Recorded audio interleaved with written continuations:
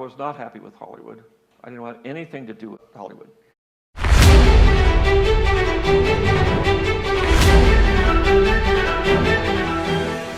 When I went on my own, I had to sort of replicate Zoetrope, which I did. First we started out on my house, and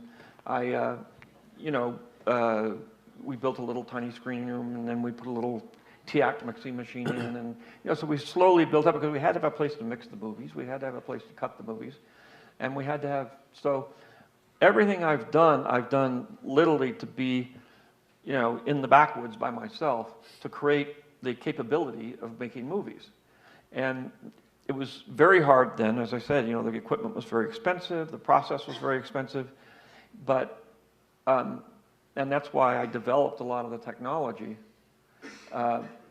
over the years, was to make that more simply and much cheaper, much more simple process. So that was really how the company got created. Then, and obviously, I was not happy with Hollywood. I didn't want anything to do with them.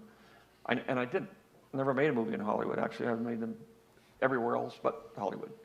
And as a result, I had to have all my own stuff. As a result of that, I said, why should we use this equipment and this stuff when we can make it better? Because we want to, because I've worked. I was an editor and stuff, and I said, I hate this. I started at 16, went in 35, ripped up millions of sprocket holes, tore film, lost frames. I said, this is stupid. And I said, there's got to be a better way. And in the process of Star Wars, there were no visual effects houses. So I had to invent one. And so I did that, and then as a process of that, learning about digital technology and learning about, that sort of thing, I said, we could make this better. We could take the computers and we can make editing better. We can make cinematography better. We can make visual effects better. It really started with visual effects and editing.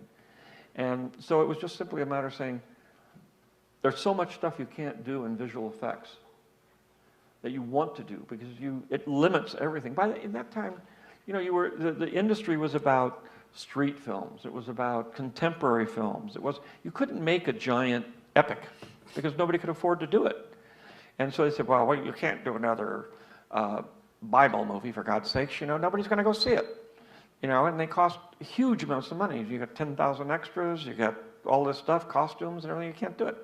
There's not the market for it. There's no westerns. There's not a market for it. War movies. There's not a market for it. The studios would do one a year, and there were like little pockets of epics made during that period. But most of them were street films. Most of them were films that were just, psychological dramas, police dramas, all these kinds of things. I said, it's too bad because epics and, to be able to have your imagination go anywhere in the world you want it to go is great. That's the fun part of making movies. But if you're restricted to say, well, we can only do this, it takes all the fun out of it. And so under that situation, after I did Star Wars, I took the leap. Once Star Wars was a hit, I had, out of defense, acquired the sequel rights because they figured it wasn't going to go anywhere. But nobody thought it was going to make any money. So it was like half of nothing is nothing. So they let me have the sequel rights.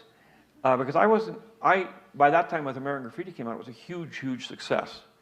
And, I had a deal with them to do like $125,000 to write and direct Star Wars after American Graffiti, because I was writing American Graffiti during that, but I just had a deal memo, I hadn't actually finished it. I was the hottest director in Hollywood. And they said, oh my God, he's going to come and ask for $1 million. No director's ever gotten $1 million. Oh, what are we going to do? And Fox was sort of on the ropes.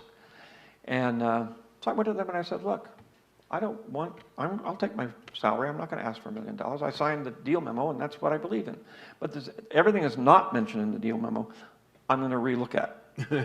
And that was one, sequels, because I'd already written the 3 movies, and I knew I wanted to make them, regardless of whether the first one made any money or not. So I was operating on the fact the movie would be a turkey. They wouldn't want to make the next one. They would then say, well, we own the rights, you can't do it. And so out of that, I got the sequel rights. The licensing, which was the other part of this, didn't exist. Just there wasn't such a thing.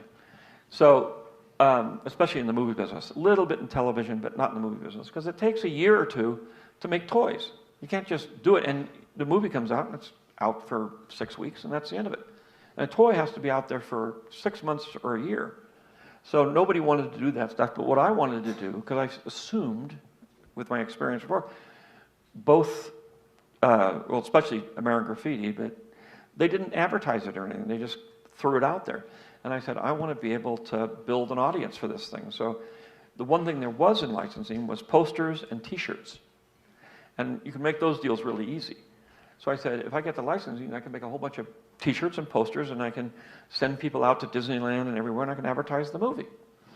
And so, and that obviously, everybody thought I was really brilliant, but I was really just protecting myself. And what happened after that was, the Star Wars came out, then suddenly we went to a toy company, we helped them build these little action figures, not G.I. Joes, you know, and stuff, but little ones. And they became very successful, and we ended up making a lot of money.